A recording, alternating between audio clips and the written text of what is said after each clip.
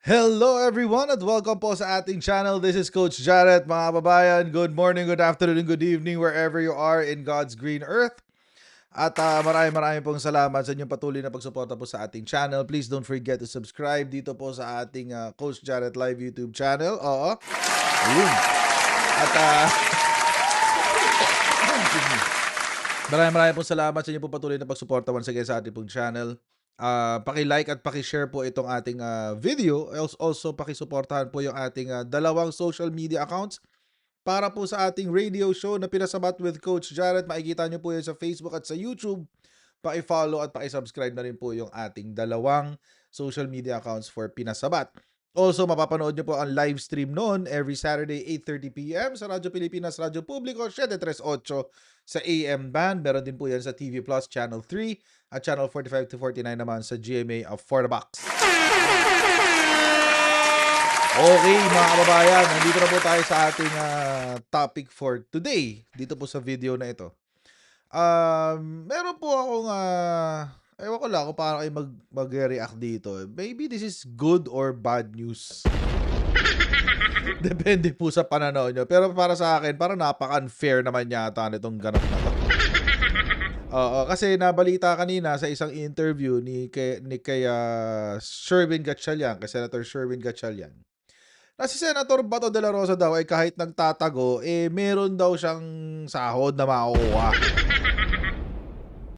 Alam nyo mga kababayan, tayo po na ordinaryo mamamayan, tayo po mga hampas lupa, kapag tayo po ay na-late, tayo po ay umabsent, automatic meron tayong deduction sa sahod. Hindi lang ho yun. Automatic, meron ho tayong posibilidad na matanggal sa trabaho. Ay, nako. Tapos si Bato de la Rosa, nagtatago lang, meron siyang di ba? Tago lang ng tago, TNT ng TNT, tapos may sahod pa rin. Naka naman ng Diyos ko. Ito yung balita mga kabayan. Ayan, no? Exempted sa no work, no pay. Ayun. Bato de la Rosa, tuloy ang sahod kahit panay absent. Ayan. Ito sabi ni Senator Sherwin Gatchalian. Ayon kay Senador Sherwin Gatchalian, hindi ginagamit ang prinsipyo ng no work, no pay sa mga senador kahit hindi sila pumapasok sa sesyon ng Senado. Ayun na nga mga kababayan. Alam nyo mga kababayan, napaka-unfair po niyan para po sa atin. Bakit to? Kasi tayo mga kababayan, kapag tayo tulad nga na binanggit ko kanina, pag umabsent tayo sa trabaho, na-late tayo sa trabaho, meron tayong consequences. Ngayon, it seems, sa mga senador, mga kababayan, wala ho silang consequence. Well, they can practically do what they want sans consequence. Wala ho silang pwedeng ikatakot. At napaka-unfair naman nun, hindi ho ba? Kasi binoto ka ng taong bayan nangampanya ka, nangako ka na magtatrabaho ka, tapos all of a sudden, bigla kang mawawala. Tapos hindi ka pa nagpapakaayos. Oo. Napakawalang kwenta talaga ni Bato de la Rosa. Ito yung interview mga kababayan. Naman nahirapan nang dunepensa mo yung budget ng National Defense kasi dapat si Senator Bato de la Rosa yung magdedepensa nun. Nagsalita ng Senate President. Sa iba sabi ni Tito Sen, hiningi-hingi nyo tapos hindi nyo naman magawa yung trabaho ninyo. Oo. Hindi naman, no? Dahil, Robert, nung budget ng National Defense, nandoon rin ako at nakikinig rin ako, kumukuha ako ng notes at nagkaroon rin kami ng mga meetings, yung mas madetalyang meetings na ginawa ko kasama yung Department of National Defense, no? Pero yun na nga, no, normally kasi yung mga vice chairman ang nakatoka doon sa mga ahensya na yun para talagang matutukan ng mabuti, no? Dahil nga sa dami ng ahensya, may mga vice chairman tayo na ina-assign para matutukan ng mabuti. Ayun na nga. At yung pagtutok na yun ang hindi ginawa ni Bato de la Rosa. Ang masaklap nun, nagtatago lang talaga siya. Oo, marami yung magdi-dispute. Sasabihin lang, hindi nagtatago si Bato de la Rosa. Oo. Mga kababayan, Narinig niyo na ba 'tong interview na 'to ng kanyang abogado? Pakinggan lang ho natin sandali, medyo mahaba lang, 4 minutes. Pero dito ho sa video na 'to, mga kababayan, kinumpirma ng kanyang abogado na nagtatago si Bato de la Rosa. Pakinggan natin. Still in touch with Senator Bato de la Rosa kasi a couple of days ago I understand si Senate President Tito Soto was asked about de la Rosa's case and he said na well, si Senator Bato should participate pa rin because he is not on official leave anyway. What is your response to that? Well, knowing na medyo sabog kasi yung messaging ng gobyerno, hindi talaga natin alam kung may warrant of arrest na o hindi. Dalawang high officials na po ang nagsasabi na meron. Tapos yung DOJ naman, sabi wala, yung DFA wala. So we also would like to be clarified as to what procedure would be applied if indeed there is a warrant of arrest. Would it be extradition rules or would it be surrender? And I have heard the opinions of our legal luminaries that it would be surrender simply because of the fact that the ICC is not a state pursuant to Rule 1, Section 3M, so therefore extradition rules would apply. I have a counter opinion on it that By the way, sa dinami-dami ng mga legal jargon na sinabi ni Attorney Torion dito, isa lang ho ibig sabihin nun. Kinumpirma niya na nagtatago si Bato de la Rosa. the extradition rules were precisely issued in order to govern issues like this. But then, even if we concede it under surrender rules, we do not have clear implementing rules and regulations on the matter. If you read Article 59, even the competent judicial authority has not been defined under Philippine dispensation. Shall we conduct pre-trial? Shall we conduct preliminary conference? That has not been defined. If you also Wait. Ang sinasabi dito ni Attorney Torion, Article 59, this is the Rome Statute. Yung Rome Statute ng ICC. Mga kababayan, paulit-ulit na ho nating sinabi ito. Hindi na ho tayo member ng ICC. So it's pointless. Wala hong silbi, mga kababayan, na erase mo yung argumento ng mga probisyon ng ICC. Dahil at present, mga kababayan, hindi na ho tayo miyembro ng ICC. So, yung rules ng ICC, yung Rome Statute, yung batas ng ICC, rules according to the treaty ng ICC, hindi na ho pwede nating gawin. Pero meron ho tayong local law. Oo. Meron ho tayong batas, yung International Humanitarian Law, na meron hong provision sa Section 17, if I'm not mistaken, na ang Pilipinas ay pwedeng mag-surrender ng isang individual na kinasuhan ng violation ng international humanitarian law at meron ng kaso na dinidinig sa isang international court or tribunal.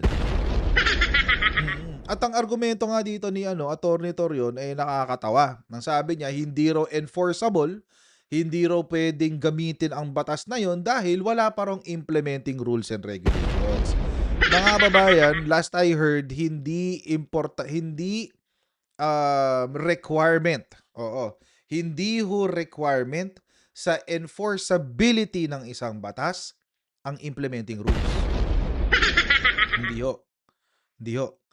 Ang implementing rules po ay para yan sa ahensya na inatasan ng batas para i-implement nga. Kaya ang implementing rules Ito ho ay mga panuntunan na gagawin ng ahensya para kung sakaling gagamitin niya ang batas na napirmahan, meron siyang proseso.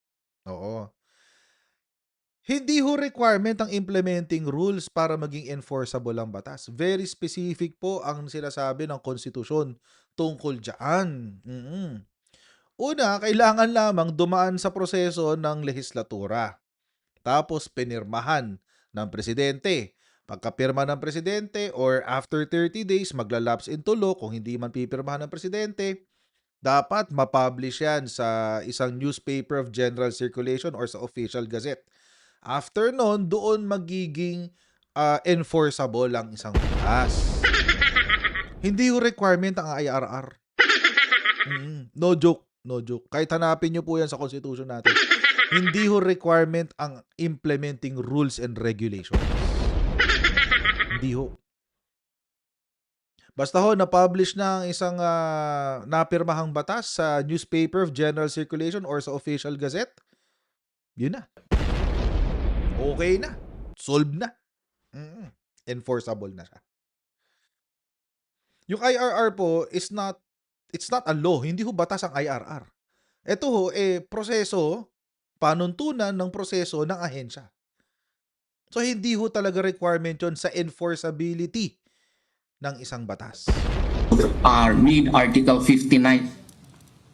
The proper process as to how you would effectuate surrender has not also been defined. So it is premature, therefore, to implement surrender without passing through our local courts, and the procedure as to what will be done by the courts, what proper petition should be filed, should be clarified and should be in written form before we implement such. And in the meantime that the IRR is not issued by the government, whatever branch it is needed to issue the same, then Senator Bato has reasons not to make himself available as of moment. Right. Yun ang confession, mga kababayan. Yun ang pag-amin ni Attorney Torion na nagtatago na talaga si Bato de la Rosa. Hanggat hindi raw nagagawa ang IRR, hanggat hindi raw malinaw ang proseso, hindi raw siya lalabas. Hell to the no. Alam niyo kung bakit? Kasi may obligasyon siya sa taong bayan. Nangampanya siya, humingi siya ng boto namin. Personally, hindi ko siya binoto dahil ganto nga siya. Dahil inutil nga itong si Bato de la Rosa. Pero may mga bumoto sa kanya. Too bad. Diba? Malas ng Pilipinas, may bumoto sa mga taong katulad ni Bongo, Bato de la Rosa, Robin Padilla, kasama ako dun. Kay Robin Padilla, pero pinagsisisihan ko na rin yung kay Robin Padilla. Diba? Amy Lacson o Amy Marcos, diba? Oo. Diba? Camille Villar, yan. Oo. Yung mga taong ganyan. O Rodante Marcoleta, yan yung mga mga di talaga kaboto-boto Oo. Malas lang. Ako nag-contribute ako ng isang senador. At least isa lang. At hindi na mauulit yun. Last na yun. So, regardless, dahil nanalo siya, ako, kahit di ko binoto si Bato, tinanggap ko na nanalo siya. It's the will of the majority. Wala tayong magagawa. Okay lang yun. Pero, dahil may obligasyon siya, hinalal siya, at hindi niya ginagawa ang kanyang trabaho, siguro naman may karapatan din ng taong bayan na tanggalin siya. Paano? Sa pamamagitan ng pagpa-file ng ethics complaint. Ang problema, mga kababayan, ang may hawak ng ethics committee ay si JV Ejercito. Merong pending sa ethics committee ngayon na kaso laban kay Chis Escudero. Hindi gumagalaw, guys. Hindi gumagalaw. How much more itong kay Bato de la Rosa? Attorney, your last interview with us just days ago, that's exactly what you said. You're waiting for some sort of IRR on that surrender provision. But my question is it really meant to have an IRR? Or is it meant to be a case-to-case basis? That's why they just left it? Or na-overlook lang yung paggagawa ng IRR? No, it can't happen like that. I think now they are realizing it because I have information that the DILG is somehow crafting one. And I know that for a fact because I also have friends there. And they are trying to craft what they call as a IRR, which would comply with the requirements on due process, and that is a very good development because indeed, no Filipino should just be dragged right away just because there is an alleged warrant of arrest from a foreign court and brought to a foreign court without passing through our local courts. We have No, that's extradition, mga kababayan. Alam nyo, mga kababayan, yung extradition, yun dumadaan talaga sa local courts yun. Nilinaw na ng Korte Suprema yan. Malinaw na malinaw yung extradition. Yung surrender, mga kababayan, ang surrender po is discretionary upon the state. Discretion ho yun ng Estado. Kung isusuko niya ang isang Filipino who has committed a crime abroad. It's the discretion of the state. Wala tayong magagawa. At saka malinaw yung yung international humanitarian law na may option ang Pilipinas to surrender an individual na merong kaso na violation ng international humanitarian law at nililitis na abroad. Malinaw yun eh. Hmm. Parang RA 9851 yata yun. Wait lang. Kunin natin. Alam ko RA 9851 yun eh. 9851. Tama. Or RA 9851 nga. Okay. Pakita ko lang sa inyo. Para lang malinaw. Kasi mga kababayan, si Attorney Torion, he's doing lawyer talk. Kumbaga, dinadaan tayo sa English, dinadaan tayo sa mga salitang hindi natin masyado maiintindihan para mailusot niya yung kanyang argumento. Pero simple lang naman ang kanyang argumento, mga kababayan. Ang argumento lang niya, gusto niya at ang kliyente niya na maglabas ng implementing rules bago sila sumuko, quote unquote. Pero mga kababayan, hindi ko kasi requirement ang implementing rules dito sa ating tawag dito, RA 9851. Saan ba 'yon? Jurisdiction. Okay. Section 17 yata 'yon. And then 15? Hindi, wait. Okay. Wait lang.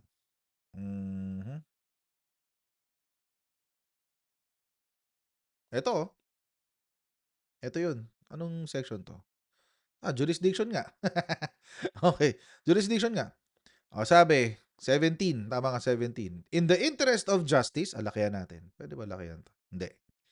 In the interest of justice, the relevant Philippine authorities may dispense with the investigation. Isabihin, pwedeng ipasa ang investigasyon or prosecution of a crime punishable under this act if another court or international tribunal is already conducting the investigation or undertaking the prosecution of such a crime. Si ICC nag-iimbestiga na. Nasa pre-trial na nga eh. Kaya nga naglabas ng warrant of arrest kay Digong. So, ibig sabihin, in the interest of justice, the relevant Philippine authorities, sino ba ang mga otoridad na importante dyan? DILG, PNP, NBI, pwede rin. DOJ, pwede rin. They may dispense with the investigation or prosecution of a crime punishable under this act if another court or international tribunal is already conducting the investigation. Pwede rin ipasa eh. Oo, sa ibang korte or international tribunal. Kailangan pa ba dito ng implementing rules? Hindi. Internal siguro, implementing rules sa DOJ, pwede. Pero hindi yun requirement para maging epektibo itong provision ng batas na ito. Hindi. Epektibo na to as early as now. Oo, pwedeng gawin to ng gobyerno. Instead, the authorities may surrender. Ayan, nakasulat to. The authorities may surrender. Malinaw naman eh. So yung hinihingi ni Bato de la Rosa at ng abogado niya is a requirement na hindi naman hinihingi dito sa sa batas na to. Hindi ho hinihingi eh. So in short, nagpapalusot lang si Attorney Torion. Si Attorney Toron. Ayan, si Attorney Toron. Tawag nga na dyan, Attorney Toron. Nagpapalusot lang siya para kay Bato de la Rosa. He is buying his client time. At inilulusot niya yung pagtatago. Oo. Pero mga kababayan, maliban sa galit ng taong bayan doon sa pagtatago, nagagalit rin yung taong bayan kasi hindi siya nagtatrabaho. At binoto siya ng karamihan. So, hindi siya nagtatrabaho tapos nakukuha niya ang benepisyo ng kanyang posisyon bilang senador, parang hindi naman yata patas yun. Pakinggan natin si Sherwin Gatchalian. Opo. Nangyari na po ba yan, Sen, na yung dapat magdepensa ay absent? Sa aking recent memory, parang wala pa eh. Kasi kung vice chair ka talaga, nakataw ka sa'yo yung ahensya na yon at typically ikaw talaga nagde-defend ng ahensya na yon. Opo. Parang in my recent memory wala pa akong naalalang ganun. Alright. Si Senator Bato po, ano po ba nakalagay sa kanyang excuse letter kung meron man? Kasi tayo kapag tayo nag-absent o malate tayo, pinapagpaliwanag tayo. Bakit ka absent? Bakit ka late? Tapos sabihin ni teacher, partner, di ba? Magdala ka ng excuse letter bukas from your parent. At pirmado yan ng iyong mga At parents. may ID dapat. Correct. So ano po ang sinasabi ni Senator Bato sa inyo pong sa mga kasamahan niya? Bakit siya nawawala? Mahigit 1 buwan na po. Actually, sa Committee on Finance, walang official na sulat ipinadala si Senator Bato. Natanggap ko lang yung mensahe ng kanyang staff na hindi siya makakadalo. Kaya kung pwedeng ako na lang mag-defend ng budget. Hindi ko lang alam kay SP Soto kung merong official letter. Kasi Opo. ang proper procedure ay magpadala ka ng official letter. Tama. Kung ano man yung nangyari sa'yo o ano man, kunwari may sakit ka o may na-aksidente ka at hindi ka makakadalo, magpapadala ka ng excuse letter formally na nagsasabi kung ano ang naging Tama. ano yung dahilan bakit di ka makapasok. So ganun yung proper procedure na merong mga formal communication. But for the Committee on Finance, wala ho kami nakuhang official communication. Opo. Sa kanyang pong pag-absent, Sen, pwede po bang i-apply sa kanya yung no work, no pay? Yan na, ito na. Alam ko sa senators walang ganyan na no work, no pay. Sa pagkaalam ko walang ganyan na application. Kaya dapat nga magpadala ng excuse letter kung bakit hindi ka makakapasok, kung ano ang nagiging problema para matignan kung ano yung estado ng iyong kung ano ang estado mo. Opo. Senwin, may isa pa akong tanong regarding kay Senator Bato. Kung halimbawa po nasa period of amendments kayo, Ayan. syempre hinga natin Wait lang, bago natin pagpatuloy. Di ba napaka-unfair? Tayong mga hampas lupa, kapag tayo nagtrabaho at umabsent, sigurado sabit. Di ba? Tapos ang Senado, wala. Baka naman, kayo ng mga senador, mag-file na ng ethics complaint laban kay Bato de la Rosa para ma-compel nyo nang lumabas itong si Bato de la Rosa. Di ba? Kasi alam nyo mga kababayan, insulto ito sa ating lahat Lalo lang kung ipinakita ni Bato de la Rosa yung pagkakaiba nating mga hampas lupa sa mga katulad nilang nasa posisyon sa gobyerno. Ipinakita lamang niya, very glaring ngayon, na kapag ikaw ay nasa posisyon, practically kahit anong gawin mo, walang mangyayari sa'yo.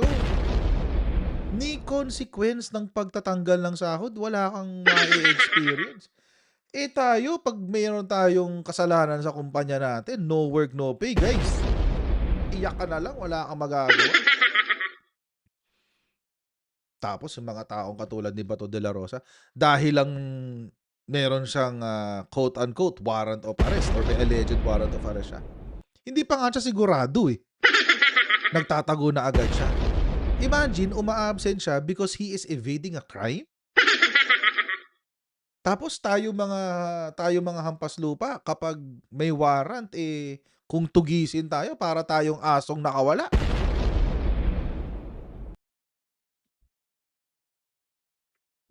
That's a Dutertard for you.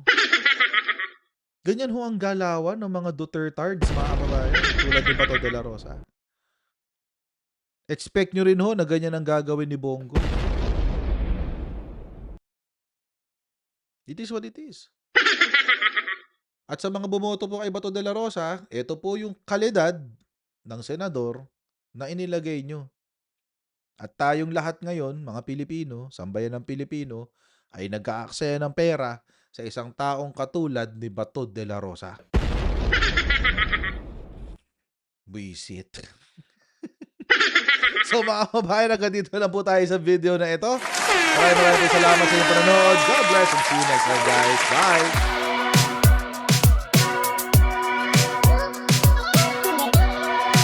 Huwag ganun. Huwag natin gawing tanga mga Pilipino. Mas maganda kasi nasa lugar ka ng tama kaysa yung pinipilit mo yung pagkakamali.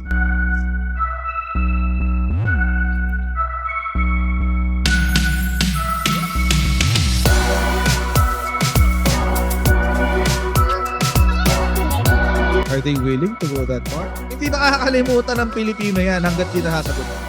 Sino ngayon nagsasabi ng totoo?